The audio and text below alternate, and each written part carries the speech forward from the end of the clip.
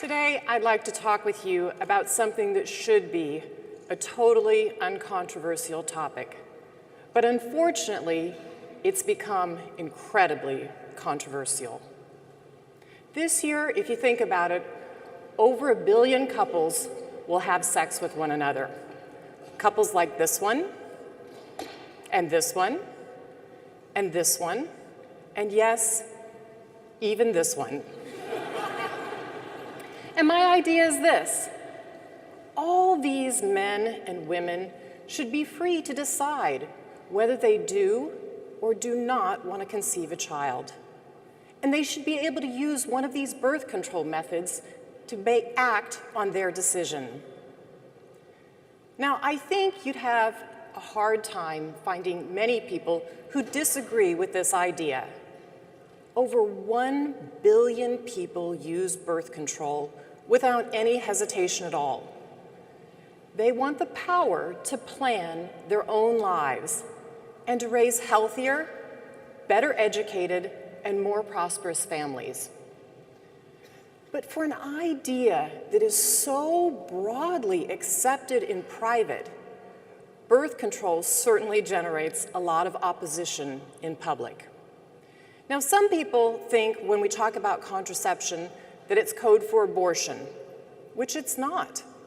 Some people, let's be honest, they're uncomfortable with the topic because it's about sex. Some people worry that the real goal of family planning is to control populations. But these are all side issues that have attached themselves to this core idea that men and women should be able to decide when they want to have a child. And as a result, birth control has almost completely and totally disappeared from the global health agenda. And the victims of this paralysis are the people of sub-Saharan Africa and South Asia. Here in Germany, the proportion of people that use contraception is about 66%. That's about what you'd expect. In El Salvador, very similar, 66%. Thailand, 64%. But let's compare that to other places like Uttar Pradesh, one of the largest states in India. In fact, if Uttar Pradesh was its own country, it would be the 5th largest country in the world. Their contraception rate, 29%. Nigeria, the most populous country in Africa, 10%. Chad, 2%. So let's just take one country in Africa, Senegal. Their rate is about 12%. But why is it so low? Well, one reason is that the most popular contraceptives are rarely available. Women in Africa will tell you over and over again that what they prefer today is an injectable. They get it in their arm, and they go about 4 times a year. They have to get it every 3 months to get their injection. The reason women like it so much in Africa is they can hide it from their husbands, who sometimes want a lot of children. The problem is, every other time a woman goes into a clinic in Senegal, that injection is stocked out. It's stocked out 150 days out of the year. So can you imagine the situation? She walks all this way to go get her injection. She leaves her field, sometimes leaves her children, and it's not there. And she doesn't know when it's going to be available again. This is the same story across the continent of Africa today. And so what we've created as a world has become a life and death crisis. There are 100,000 women who say they don't want to be pregnant and they die in childbirth. 100,000 women a year. There's another 600,000 women who say they didn't want to be pregnant in the first place, and they give birth to a baby, and her baby dies in that first month of life. Now, I know everyone wants to save these mothers and these children, but somewhere along the way, we got confused by our own conversation, and we stopped trying to save these lives. So if we're going to make progress on this issue, we have to be really clear about what our agenda is. We're not talking about abortion. We're not talking about population control. What I'm talking about is giving women the power to save their lives, to save their children's lives, and to give their families the best possible future. Now, as a world, there are lots of things we have to do in the global health community if we want to make the world better in the future. Things like fight diseases. So many children today die of diarrhea, as you heard earlier, and pneumonia. They kill literally millions of children a year. We also need to help small farmers who plow small plots of land in Africa so that they can grow enough food to feed their children. And we have to make sure that children are educated around the world. But one of the simplest and most transformative things we can do is to give everybody access to birth control methods that almost all Germans have access to and all Americans. At some point, they use these tools during their life. And I think as long as we're really clear about what our agenda is, there's a global movement waiting to happen and ready to get behind this totally uncontroversial idea. When I grew up in a Catholic home. I still consider myself a practicing Catholic. My mom's great uncle was a Jesuit priest. My great aunt was a Dominican nun. She was a school teacher and a principal her entire life. In fact, she's the one that taught me as a young girl how to read. I was very close to her.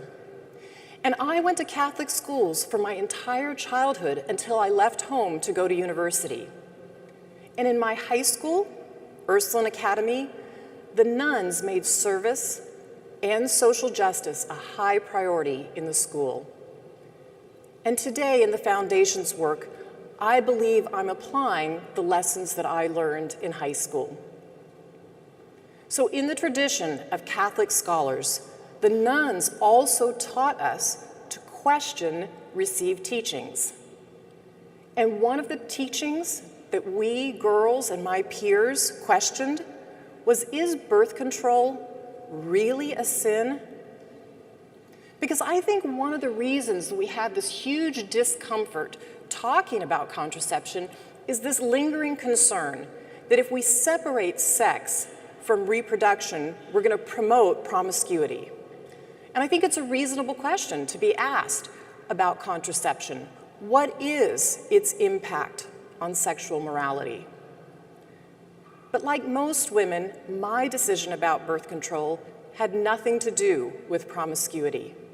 I had a plan for my future. I wanted to go to college. I studied really hard in college, and I was proud to be one of the very few female computer science graduates at my university. I wanted to have a career, so I went on to business school, and I became one of the youngest female executives at Microsoft. I still remember, though, when I left my parents' home to move across the country to start this new job at Microsoft. They had sacrificed a lot to give me 5 years of higher education. But they said, as I left home, and I literally went down the front steps, down the porch at home, and they said, even though you've had this great education, if you decide to get married and have kids right away, that's okay by us too. They wanted me to do the thing that would make me the very happiest. And I was free to decide what that would be. It was an amazing feeling. But in fact, I did want to have kids, but I wanted to have them when I was ready. And so now, Bill and I have 3. And when our eldest daughter was born, we weren't, I would say, exactly sure how to be great parents. Maybe some of you know that feeling. And so we waited a little while before we had our second child.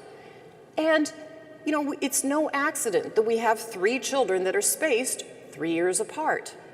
And now as a mother, what do I want the very most for my children? I want them to feel the way I did, like they can do anything they want to do in life. And so what has struck me as I've traveled the last decade for the foundation around the world is that all women want that same thing. Last year, I was in Nairobi, in the slums, in one called Korogocho, which literally means, when translated, standing shoulder to shoulder. And I spoke with this women's group that's pictured here. And the women talked very openly about their family life in the slums, what it was like, and they talked quite intimately about what they did for birth control. And Marianne, who's in the center of this screen in the red sweater, she summed up that entire 2-hour conversation in a phrase that I will never forget. She said, "I want to bring every good thing to this child before I have another." And I thought, that's it. That's universal. We all want to bring every good thing to our children. But what's not universal is our ability to provide every good thing. So many women suffer from domestic violence, and they can't even broach the subject of contraception even inside their own marriage. There are many women who lack the basic education, but even many of the women who do have knowledge and they do have power don't have access to contraceptives.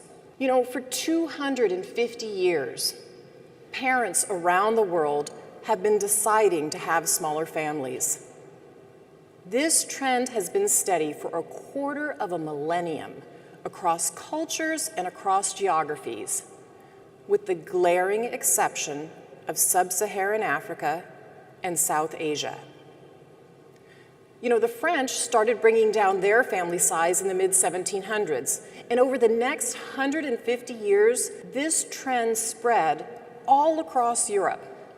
And the surprising thing to me as I learned this history was that it spread not along socioeconomic lines, but around cultural lines. People who spoke the same language made that change as a group. They made the same choice for their family, whether they were rich or whether they were poor. And the reason that trend towards smaller families spread was that this whole way was driven by an idea. The idea that couples can exercise conscious control over how many children they have. This is a very powerful idea. It means that parents have the ability to affect the future, not just accept it as it is. In France, the average family size went down every decade for 150 years in a row until it stabilized. It took so long back then because the contraceptives, frankly, weren't that good. In Germany, this transition started in the 1880s, and it took just 50 years for family size to stabilize in this country. And in Asia and Latin America, the transition started in the 1960s, and it happened much faster because of modern contraception. But I think as we go through this history, it's important to pause for a moment and to remember why this has become such a contentious issue. It's because some family planning programs resorted to unfortunate incentives and coercive policies. For instance, in the 1960s, India adopted very specific numeric targets and they paid women to accept having an IUD placed in their bodies. Now, Indian women were really smart in this situation. When they went to get an IUD inserted, they got paid 6 rupees. And so what did they do? They waited a few hours or a few days, and they went to another service provider, and they had the IUD removed for 1 rupee. For decades in the United States, African American women were sterilized without their consent. The procedure was so common, it became known as the Mississippi appendectomy, a tragic chapter in my country's history. And as recently as the 1990s in Peru, women from the Andes region were given anesthesia and they were sterilized without their knowledge. The most startling thing about this is that these coercive policies weren't even needed. They were carried out in places where parents already wanted to lower their family size. Because in region after region, again and again, parents have wanted to have smaller families. So there's no reason to believe that African women have innately different desires. Given the option, they will have fewer children. The question is, will we invest in helping all women get what they want now? Or are we going to condemn them to some century-long struggle as if this was still revolutionary France and the best method was coitus interruptus?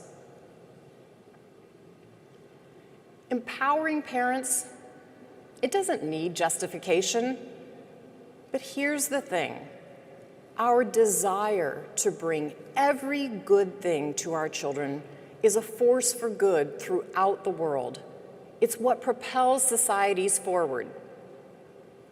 In that same slum in Nairobi, I met a young businesswoman, and she was making backpacks out of her home. She and her young kids would go to the local jeans factory and collect scraps of denim. She'd create these backpacks and resell them. And when I talked with her, she had 3 children, and I asked her about her family, and she said she and her husband decided that they wanted to stop having children after their 3rd one. And so when I asked her why, she simply said, well, because I couldn't run my business if I had another child. And she explained the income that she was getting out of her business afforded her to be able to give an education to all 3 of her children. She was incredibly optimistic about her family's future.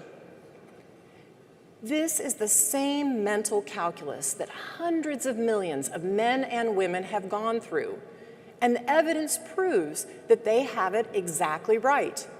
They are able to give their children more opportunities by exercising control over when they have them. In Bangladesh, there's a district called Matlab.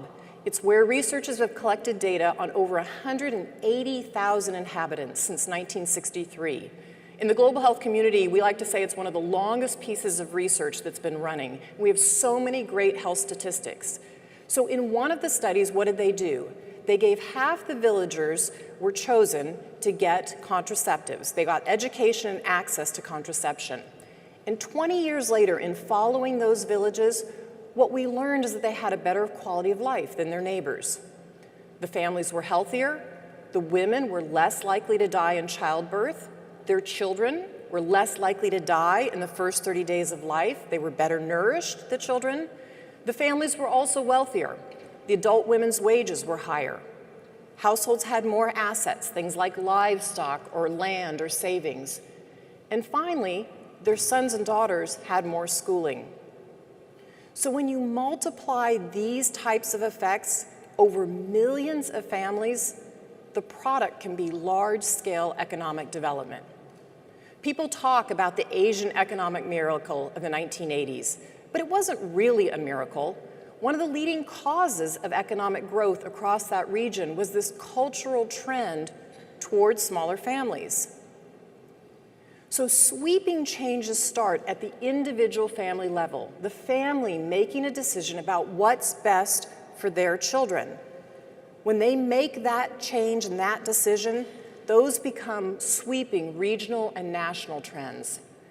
So when families in sub-Saharan Africa are given the opportunity to make those decisions for themselves, I think it will help spark a virtuous cycle of development in communities across the continent. We can help poor families build a better future. We can insist that all people have the opportunity to learn about contraceptives and have access to the full variety of methods. I think the goal here is really clear: universal access to birth control that women want. And for that to happen, it means that both rich and poor governments alike must make contraception a total priority. We can do our part in this room and globally by talking about the hundreds of millions of families that don't have access to contraception today, and what it would do to change their lives if they did have access. And I think if Marianne and the members of her women's group can talk about this openly and have this discussion out amongst themselves and in public, we can too, and we need to start now. Because like Mary Ann, we all want to bring every good thing to our children. And where is the controversy in that? Thank you. Thank you. This is great. This really done wonderfully. So, I have some questions. Some questions from Melinda. Thank you for your courage and everything else. So, Melinda, in the last few years, I've heard a lot of smart people say something to the effect of, we don't need to worry about the population issue anymore. You know, family sizes are coming down naturally all over the world. We're going to peak at 9 or 10 billion, and that's it. Are they wrong? Well, if you look at the statistics across Africa, they are wrong. And I think we need to look at it, though, from a different lens. We need to look at it from the ground upwards. I think that's one of the reasons we got ourselves in so much trouble on this issue of contraception, is we looked at it from top down and said, we want to have different population numbers over time.